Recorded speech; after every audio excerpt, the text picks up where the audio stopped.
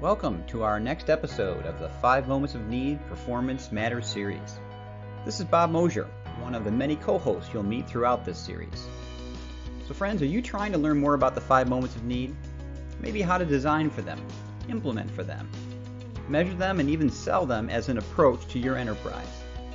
Well, in the Performance Matters series, we will help you better understand the theory and best practices behind this powerful methodology. Okay, friends, welcome back to another Performance Matters podcast series. Bob Mosher here, one of your co-hosts for our podcast. We so appreciate you listening and the feedback we've gotten over the years now. My gosh, it's been years. Please keep that coming. Love to make this as valuable as we possibly can. It's been a little bit of a time. We've had a bunch going on. We had our summit for 5 moments, which was really pretty spectacular in Sundance, a whole bunch of other things this spring. So appreciate your patience in us getting on track with these. So today I am honored to be joined by a dear friend and colleague here at Apply, but also somebody that we've known in the performance support space for quite a long time. 5 moments, brilliant designer and so on. Chris King, you want to say hi and give a little bit about your journey here, Chris? Would you mind starting us off? All right. Yeah, thanks, Bob. It's Chris King, and my current role is the executive director of the 5 Moments of Need Academy. And in that role, I'm happy to be delivering a variety of different courses, helping people understand better the 5 moments of need and become a 5 moments of need designer, which is the course we use to help people understand how to design and deploy 5 moments of need solutions. But I've been on this journey for, gosh, I think you and I connected in 2012. So what's that, 11 years? Yeah. And I've been in a variety of different roles at consulting firms, trying to drive 5 moments of need solutions into other organizations, which is always fun because as soon as you get one stakeholder up to speed and understanding, they move on or they get reassigned or something like that. And so you start all over again. So it is definitely a journey. And, one of the things that keeps coming up over and over again is technology and the technological capabilities that you need to deploy a 5 moments of need solution into an organization. So that's been part of my journey is helping people with that kind of that technology aspect. Yeah, we should do a whole other podcast on sustainability. Yes. Right? Change Absolutely. leadership, change management. That would probably be a great topic. Yeah. So today we're going to do a deep dive into this whole digital coach thing, Chris. It's really come up on a number of levels, right? That we've determined in our work, and the reality is to do this well, you got to have one in some way, shape, or form. You just really do. It's like committing to any kind of platform. If you're going to go virtual, you got to buy a virtual platform. You're not going to wing it with, I don't know what you'd wing it with if you didn't have one, right? Well, it's kind of the same here. If you're going to go deep into this type of skill, you have to have the right tools, right? You're not going to pound nails with a saw. And so a digital coach in the end has emerged as an incredibly powerful aspect of the discipline. But people get hung up on the term. Do I buy one? Do I've got one? Is it one? Is that the right? Is that what it is? And Chris, I always have loved you've been kind of deep in technology for us for quite a while. And as you just outlined in your work, I've heard you say this idea that digital coach per se isn't like capital A, technology, right? What do you mean by that when you say that? And then what really is it to you? Yeah. So I have to go back all the way back to the beginning. Gloria Geary's original definition of an electronic performance support system. She wrote that book in 1991, really visionary, ahead of her time. And in that, she said, an electronic performance support system is an orchestrated set of technology-enabled services that provide on-demand access to integrated information, guidance, advice, assistance, training, and tools to enable high-level job performance with a minimum of support from other people.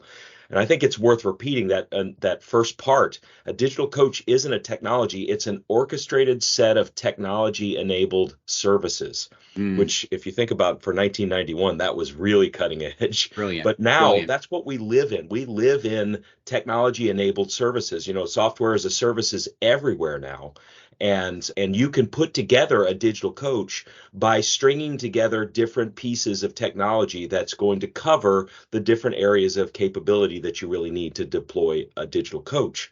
Those 3 capability areas that, as we think about them now, are content solution development and maintenance, and then there's content solution delivery, Mm. with the ongoing optimization of that content. And then there's the tracking, measuring, and reporting of things. And that kind of maps back to, some of that orchestrated set of technology enabled services. You've got those things already in your organization now. If you've got an authoring tool, you've got a way to do content development. If you've got a website, you've got a way to do content delivery. So what we're trying to think about now is how do we apply some principles to Mm. those different pieces of technology so that you can really kind of have some guidelines about what do I need, what kind of capabilities do I need. I love Um, that. Love yeah, that. And I think we have to be careful here too, Chris, because all too often people, in my opinion, go the other way and take. I think they don't pivot enough on the orchestrated word, mm, and they skip right to set of services, technology yeah, services, and they go, well, I've got all that. I've got yep, 58 SharePoint sites. I've got 28. I've got an LCMS. I got an LMS. I've got a knowledge management system. I've got Teams for social. Poof, I've got a digital coach. yeah, And I think we have to be careful about, going the other way in that it really is that orchestrated thing for me has always been the tip to the sword, right? yeah, Because every company we go into has got stuff. yeah. It's not a lack of stuff. That's right. It's the It's a lack SharePoint. of it's a I've got lack a of SharePoint site. orchestration. Yeah, Right. it's a lack of orchestration. So if you think about principles, Chris, that make a digital coach what it is, right? I mean, what fundamentally, if I may be, transparent here, people come to us all the time, particularly vendors, if I may, saying we want to sign up as a 5 Moments digital coach. We are one. Well, sometimes they're not.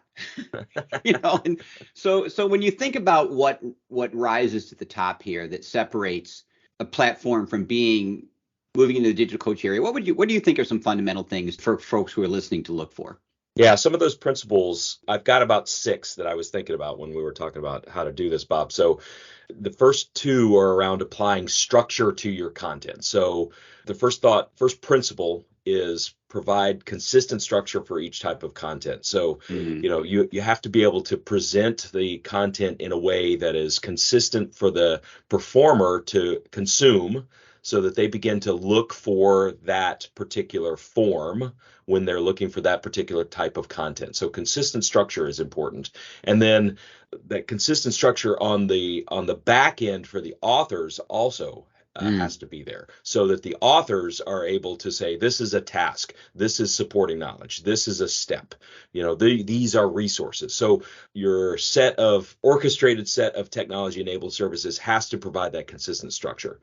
Then the other kind of broad grouping of principles is around providing that task level performance support. So this is really where the rubber hits the road for a digital coach is if you're not able to get those steps to the performer when they need it, you're not really helping them.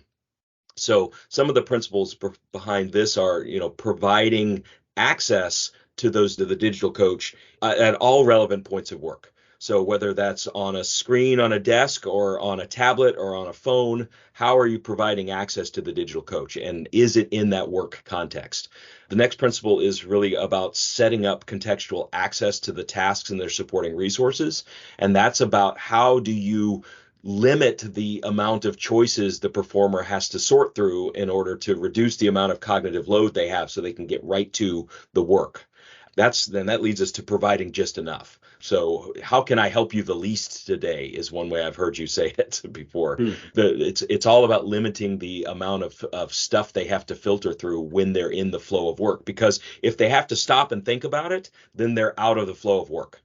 Yep. And that's defeating the purpose. And then the last principle is how do you keep all of this correct and current? Mm. Because in a digital coach, as soon as something is out of date, people stop using it. And so that operations and maintenance end of those technology enabled services has to make it easy for the authors to keep things up to date. And I think the only other thing I'd pivot on, Chris, that I always look for is the workflow itself, Yeah. right? I mean, and this is the crux of it, the context, right? Yep. Of all you just described. When I'm shown a tool, the first thing I ask, if I don't see it right away, is how is the workflow represented here? How does this technology allow the learner to see, to your point about minimal and all that other kind of stuff, the workflow as their guide, not links and pop down menus and all this other kind of stuff, which are fine. I mean, I'm not knocking those things, but I think in the context of what a digital coach in the workflow is, is that fundamentally it has to be able to represent graphically or otherwise the workflow, Yeah. right, as its navigation. So we've been kind of running this interesting metaphor lately because people still kind of go, okay, look, principally I get it, but like, is this like anything that I know? Right? If I've been on this journey before, and one we've been running lately that I think is actually been resonating is this idea that, a digital coach is to the workflow as the workflow learning, as an LMS was to the e-learning domain, Yeah. right? And I think there's a lot of similar principles we can work through here, Chris. That if you take yourself back, I was there when an LMS was invented, if you will, right? I mean, I was a part of a large e-learning company at the time that eventually went on to one that you may know as Skillsoft and other things. And we ran headlong into this problem that, as successful as e-learning became, like we find with digital coaches, frankly, is that the initial foray in was, I'm going to write one for Excel. I'm going to write an e-learning for Word. Yeah. I'm going to write an e-learning for, and then all of a sudden you had 20,000 e-learnings. You had a whole, the word library started materializing. And all of a sudden, like we described a moment ago, with a plethora of resources and the content types you described across an enterprise, all of a sudden we said, this is not manageable. This is not, our learners can't navigate this stuff. They can't find what they need. We have no way of reporting on them, to your point. We can't guide them at all if we need to or want to. And poof, the LMS was born. So I think there's a similar metaphor here to this idea that, first, fundamentally, we needed a single source of truth on the training side.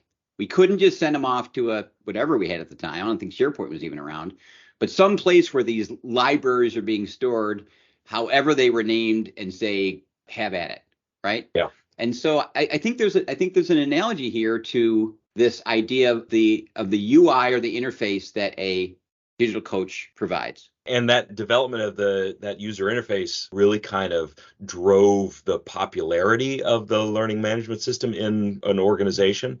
And it also, if we're drawing a straight parallel between the LMS and the digital coach, we can skip past the, oh my gosh, we can network this LMS, and oh my gosh, we can include content in this LMS, because those were the phases in the 1990s, right, of LMS evolution. Yep. But we're at the full on software as a service, learning portal, web-based. That's where we are with technology now. And so how do we take modern web design principles and apply those to the way we're not just presenting the content to the learners or the performers, but how are we helping the authors on the back end? And I think those are the two parallel tracks of LMS development that really kind of made things workable as a enterprise system.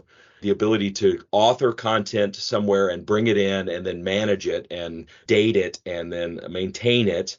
That's an important aspect of it. But then also how are you presenting it? And we just talked about the principles for what it should look like on the front end of this, but the back end is just as important. And I think that's user interface you have to think about that for both of those audiences, the content developers and the content consumers as well.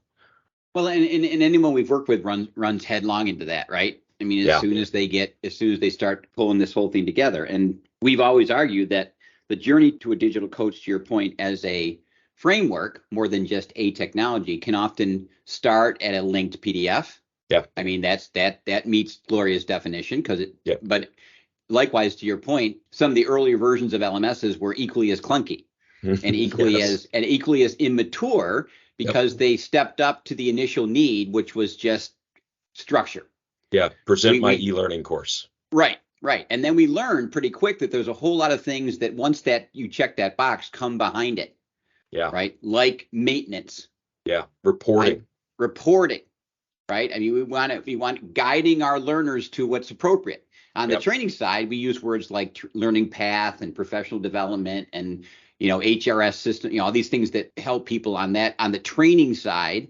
Yep. But the same thing came up on the performance support workflow learning side, that we needed these systems to do. And it becomes a really important part of the need for this kind of platform. Yeah, it's things like tracking for compliance. It's, are you able to show how many times a certain task or process in the workflow is being accessed in your digital coach, right? So those are the kinds of capabilities on the tracking and reporting side that I think are still kind of maturing within the digital coach space. But ultimately, we're going to get to the point where that digital coach as a platform needs to be as robust and as well thought out as the LMSs have become. It's been a 20-year journey for Yeah. most for the LMS. Yeah. And I think for digital coaches, we're a few years down that road, but we're not quite where we are yet with that. So, if you're a vendor and you're listening to this, think about the software requirements that went into the LMSs, and how can you adapt those to your digital coach? How can you grow your digital coach in a way that's going to follow the principles that we're espousing and make it easy to use? And I think the easy to use part is one of the big challenges. Well, particularly on the apply, solve, and change side. I mean, that's the different pivot for me, right? The Yeah, LMS pivots on new and more, correct. and all the stuff we've talked about, the tracking, the versioning, the reporting. Although new and more, we've always argued, is a part of the pyramid, and this is the power, I think, of a digital coach that sometimes I think in some cases supplants the LMS in that Hmm. it can also house new and more. Hmm. But that's low in the pyramid. The reality is it's a performance tool. It's not a Yeah, training tool. It's a focus on performance apply. tool, right? All about doing, all about applying. So again, those out there listening, it really has to pivot on the tracking and the usage and so on around how it helps people get their work done. And the podcast before this was with our colleague Sarah Chisholm, and she's so excited about this domain, has moved into it intentionally after 20 years of measurement because she finally feels that this is, cracking that nut. The tracking we're talking about here is not just click-throughs or Yeah. attendance, Yep. which are clearly valid on the new and more side, and particularly on the compliance and so on. I get it. But what we're talking here now is tracking and reporting on the application and doing of steps and knowledge. And I think that opens up a whole other door to us that a digital coach allows that the LMS never really got us to. Yeah, and I think about things like the Experience API, XAPI, which Mm. allows us to track activity outside of the LMS. Yep. How can XAPI, if it's incorporated into a digital coach, start to really fill out those learning paths that the LMS has already been maturing and defining really well?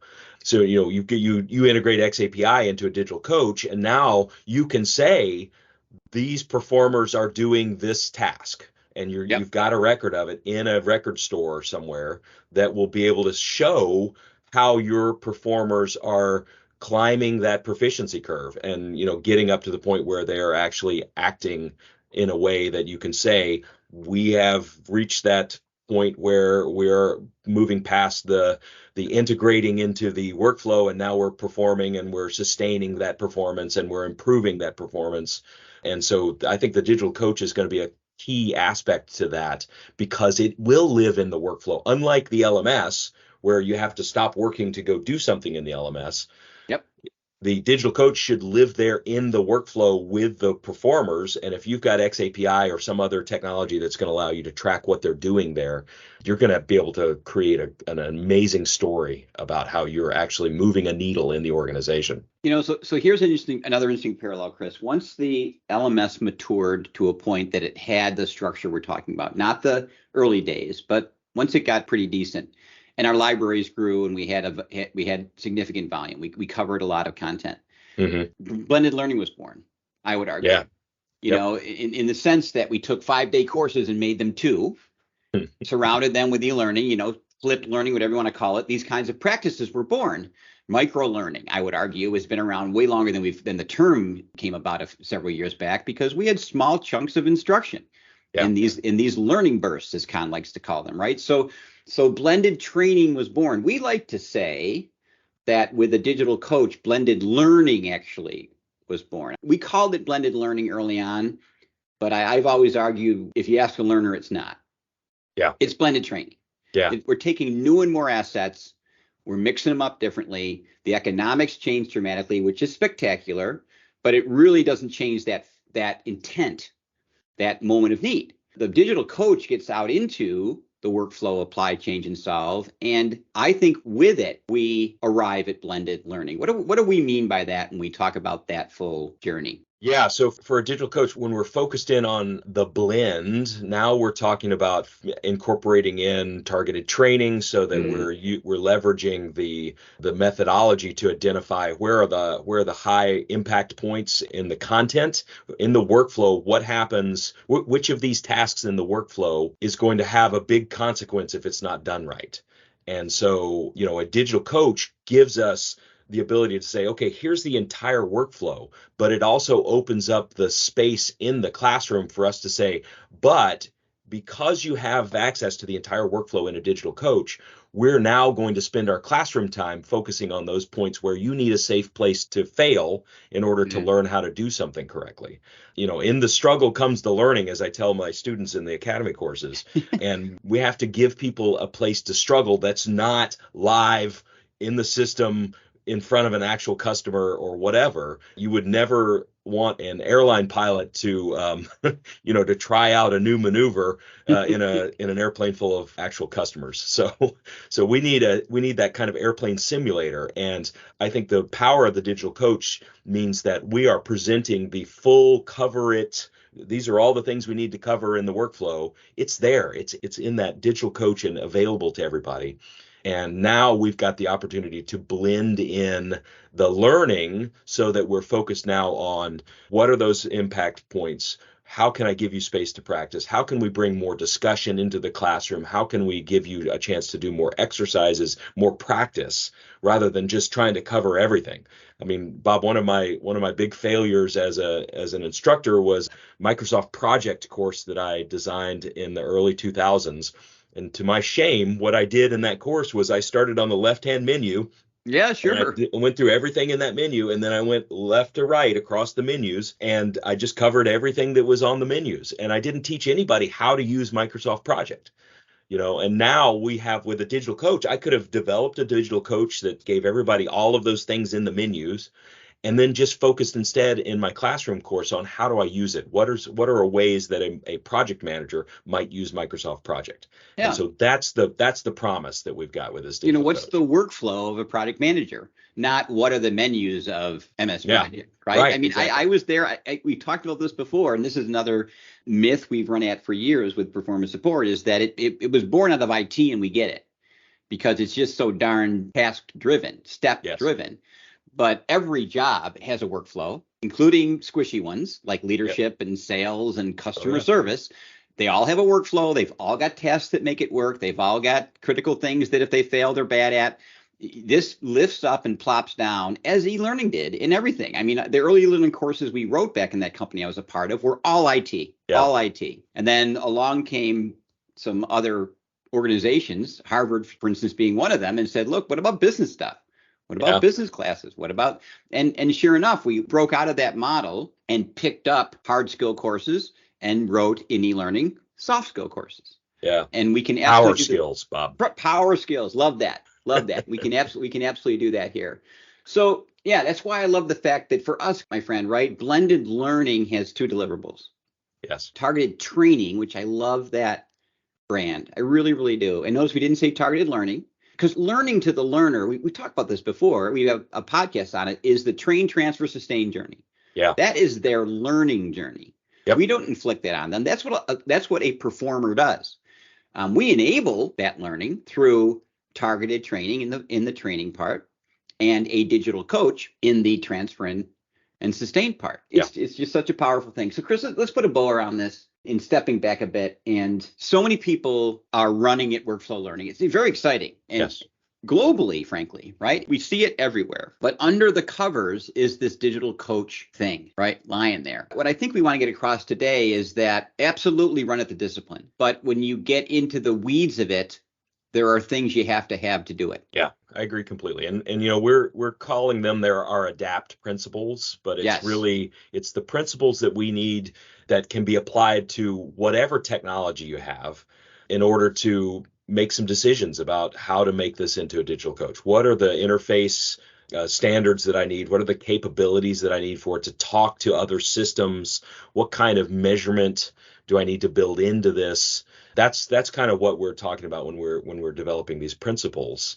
And then those principles can be applied to any kind of technology solution, any kind of orchestrated set of technology enabled solutions or services. That's where those principles can be applied. And that's really kind of where we're headed with this. I've been saying also, technology is not methodology.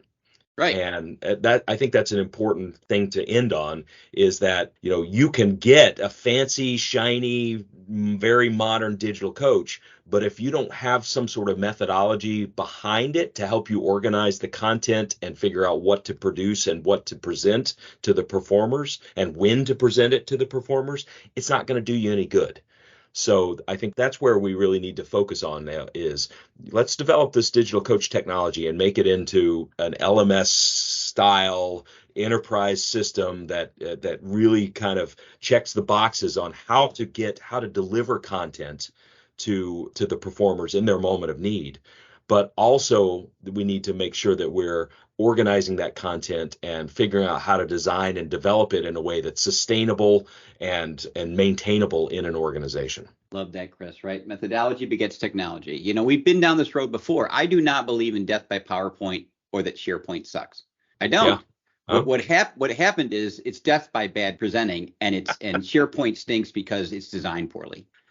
We love to throw barbs at these tools. Yeah. Right. And the reality is, and this is where our vendor community that supports us gets anxious about this, is that I remember sitting in a meeting at Microsoft when I was there with someone from the Word group, and he just very nonchalantly said, look, just because we gave you Word didn't make you a writer. And the same goes here, but without the principles you so brilliantly started us out with and Gloria espoused to over 20 years ago, we don't get there. Yeah. But today we can get there in ways we never could before. And Gloria would be incredibly energized and proud of what her original definition could mean today. Yeah. Right. Yeah, for sure. Great stuff, my friend. Sure. Great work as always. So appreciate the dialogue and you joining us today, Chris. And we hope everyone finds it helpful. Thanks for being here, my friend. Well, that's it for this episode of the 5 Moments of Need Performance Matters series. We look forward to future conversations around how to best put the 5 moments of need into practice. We welcome your feedback and can be reached on Twitter using my Twitter handle at BMOSH, as well as our 5 Moments of Need website, which is www.5momentsofneed.com. We hope you're finding these helpful and will subscribe to future episodes. Have a great day, friends.